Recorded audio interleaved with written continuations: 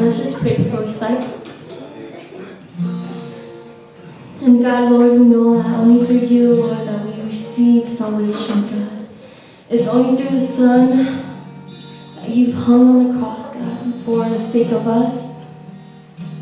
And God, may we never take the cross for granted, God. That compared to what we've done, Lord, Christ has overcome.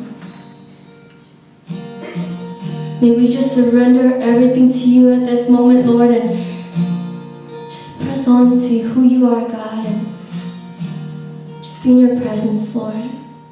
We love you, God, and we just lift you up. May you be praised in our lives, God. In this room, may our voice just sing to you, God. We thank you so much, Lord, in your son's name I pray. Amen.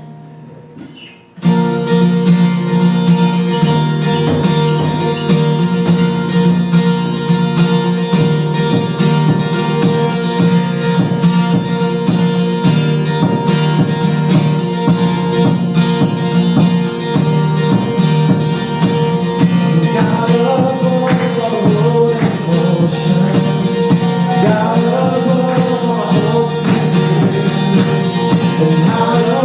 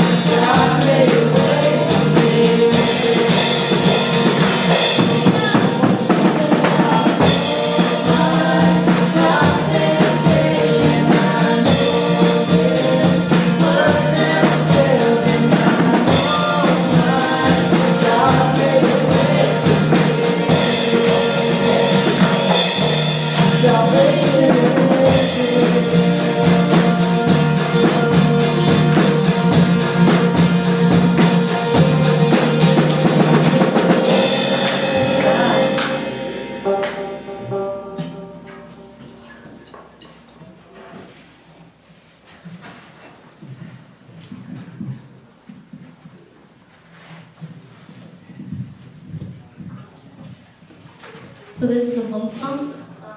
I know part of our goal was really to start introducing Hmong songs to the congregation. It's hard, especially if like more than half of the band doesn't know Hmong. So it was kind of hard, but you guys just sing with us. This is a very dear song to us.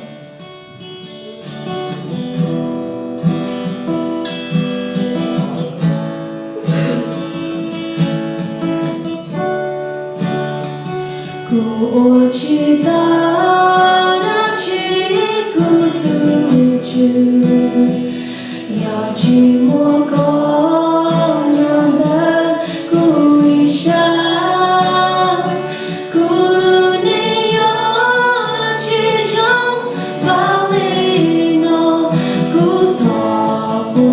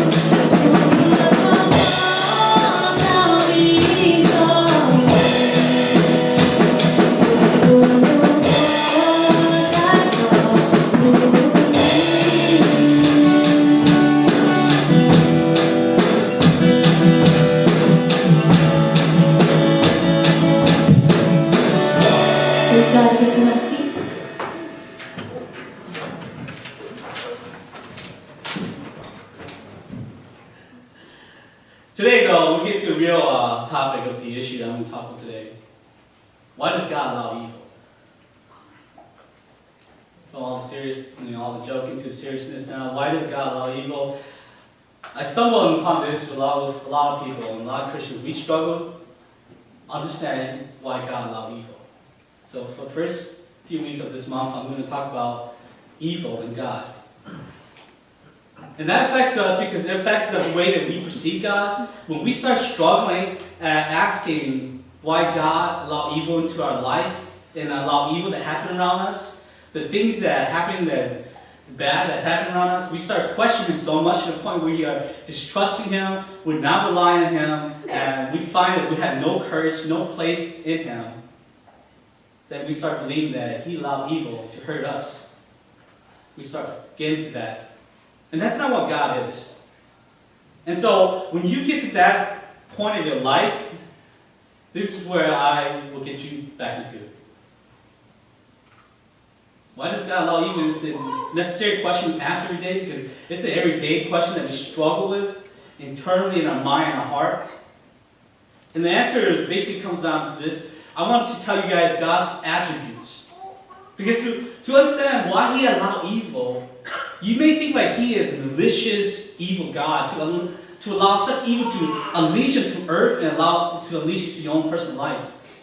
That he may be a malicious God, but he's not. So I want to go back to the basis. If you are arguing with him internally, and you're debating that he's not a good God, I want him to debate with you that he's a good God, and his attributes are good. And so the first thing is that the Bible describes that God is holy. It's important because Isaiah says this, that holy, holy is the Lord Almighty. The whole earth is filled of his glory. Meaning that he's holy, and the whole earth shows that he's holy of that. Not just that, Psalm says he's righteous. Psalm chapter 7 says, God is a righteous judge. A God who displays his wrath every day. Meaning that every day he gets to judge, and he gets to make those judgments, and every day he makes it righteously. He makes it right. Lastly is this. Is just. God is just. Deuteronomy chapter 32 says this. He is the rock. His works are perfect, and all his ways are just. A faithful God who does no wrong, upright and just is he. The youth, said on their lessons, just. Just is another term to say right. God is just and right. And these attributes tell us about God in this way. Because he has so many attributes, but I just narrowed down to 3. And these 3 tells us about who he is and what he does. And the following attribute tells us about him is this. One is that God is capable of preventing evil. If he's holy, righteous, and just, he is capable and powerful enough to prevent evil. And 2 is tells us about God, about these attributes, that God desires to get rid of all evil, the universal evil. So if both of these things are true about evil, that God allows evil, that God is capable of preventing evil, and he desires to get rid of evil, why does he still allow evil? Right? Why does he still allow evil? Some people may have this kind of thinking of how God should run the world. The first thinking, we may think like, if God was such a holy, righteous, and just God, maybe he should run the world this way. One is that God could change everyone's personality so that they cannot sin at all. Right? I wish that at one point in my time I was asking God, well, how don't you just change me so I won't have to sin at all? Change my personality, change who I am, change my whole character, everything about me, every imperfect about me, to be perfect. But he doesn't do that. By doing that, what he does is that he will get rid of free will. He will actually take away our choice of right and wrong. And then what will happen is that we will be programmed like a robot and function like a robot. We will take the commands directly and we take it like, straight as it is, like an arrow. And the hardest part would be then the relationship between us and God would be so different. 2 is this.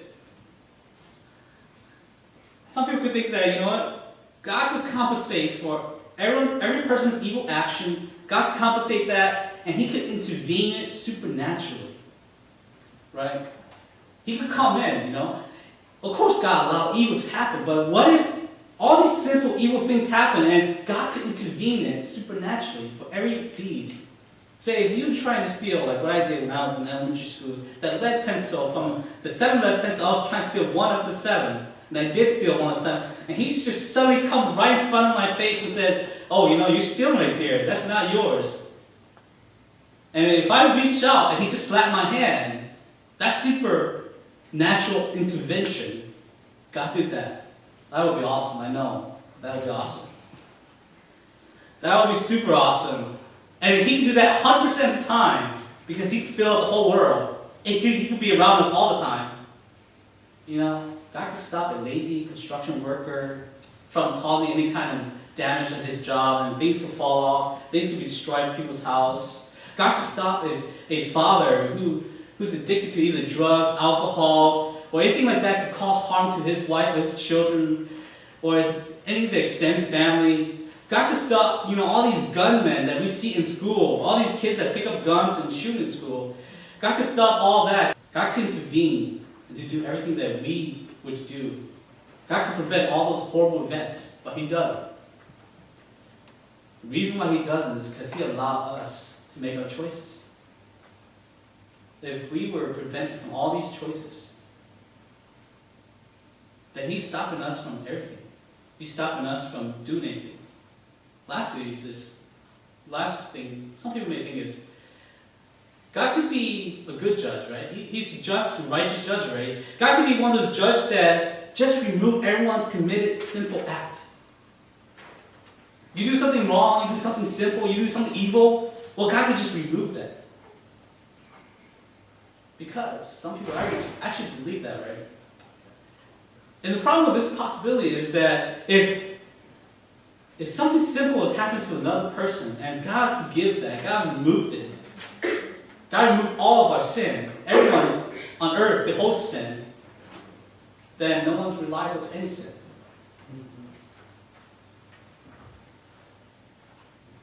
So we'll face even the question of which evil is greater. We'll face which one should be more punishable. Which one deserves anything.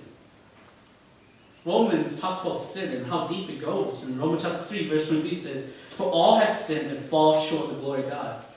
So no one's good in that. Ecclesiastes chapter 7, verse 20 says, "Indeed, there is no one on earth who is righteous. No one who does what is right and never sins." So everyone sins. Even the pastor sins. Wouldn't it be cool to have a TV show called The Confession of a Pastor? How God could just erase all evil. How God could just then stop evil from happening even before happening by changing people's personality. All that. It takes away the real thing is that it takes away real choices. In our real world, choices and actions affects others. And because of Adam's choice of sin, the world now lives under a curse. And we're born under this sinful nature after Adam. In Romans chapter 5, verse 12, it says, "Therefore, just as sin entered the world through one man," like we read that last week, right? One man. "Death through sin. In the same way, death came to all people because all sin." All sin. The Bible tells us the Son. If you want to look at who God is, you look at the Son, who Jesus Christ is. You want to see His physical presence, you look at Jesus Christ. You want to touch His physical presence, touch Jesus Christ. Everything that you want to touch, you want to feel, will be Jesus Christ. And He's the glory of God. It says radiance. He shines about God's glory. And lastly, then, it talks about this sustaining all things by His powerful word. The Bible talks about that, sustaining as holding, as building. And that's saying that, in other translations, it says everything sustained under Him. Everything held under Him. Everything is under Him. Through the Son, through Jesus Christ, everything is under Him. And as we learn about God's providence and why Jesus Christ is so important, because Jesus Christ interactively and personally involved in our life. I want you guys to think about that as we go towards next week. So let's join together in prayer.